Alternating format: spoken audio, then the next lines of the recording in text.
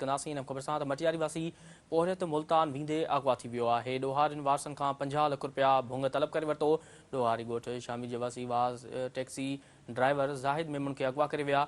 ॾोहारियुनि मुगवी जा हथ पेर ॿधी वारसनि खे वीडियो उमाणे 50 लख रुपया भुंग तलब कयो आहे। अव्हां खे आगाह करे रहिया आहियूं अहम ख़बर जे हवाले सां त मटियारी वासी पोहरियत मुल्तान वेंदे अगवा थी वियो आहे। ॾोहारियुनि वारसनि खां 50 लख रुपया भुंग तलब करे वरितो। ॾोहारी ॻोठ शामिर जे वासी टैक्सी ड्राइवर ज़ाहिद मेमन खे अगवा करे विया। ॾोहारियुनि मुगवी जा हथ पेर ॿधी वारसनि खे वीडियो उमाणी 50 लख रुपया भुंग तलब कयो वियो आहे। अव्हां खे आगाह करे रहिया आहियूं अहम ख़बर जे हवाले सां त मटियारी वासी पोहरियत मुल्तान वेंदे अगवा थी वियो आहे। ॾोहारियुनि वारसनि खां 50 लख रुपया भुंग तलब करे वरितो। ॾोहारी ॻोठ शामिर जे वासी टैक्सी ड्राइवर ज़ाहिद मेमन खे अगवा करे विया। ॾोहारियुनि मुगवी जा हथ पेर ॿधी वारसनि खे वीडियो उमाणे 50 लख रुपया भुंग तलब कयो आहे।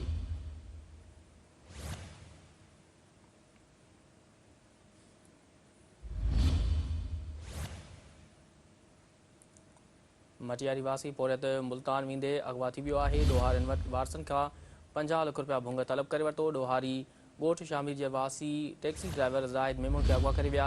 ॾोहारियुनि मुगवी जा हथ पेर ॿधी वारसनि खे वीडियो उमाणे 50 लख रुपया भुंग तलब कयो आहे।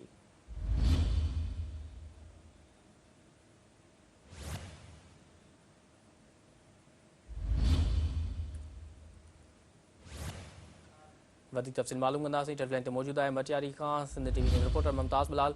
जी मुमताज़, ॾोहारियुनि वारसनि खां 50 लख रुपया भुंग तलब कयो आहे, इन बाबति आगाह कजो।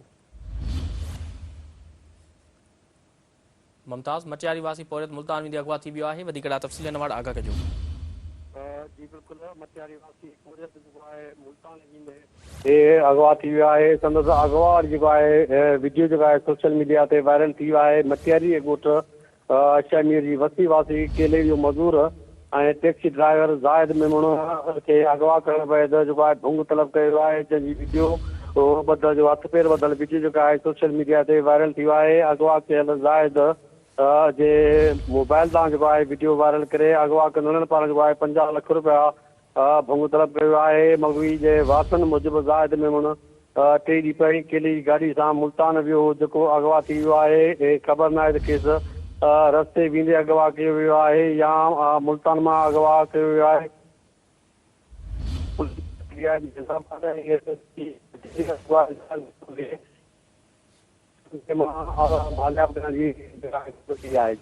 ठीकु आहे मुमताज़, तफ़सील ॾियण लाइ वॾी महिरबानी।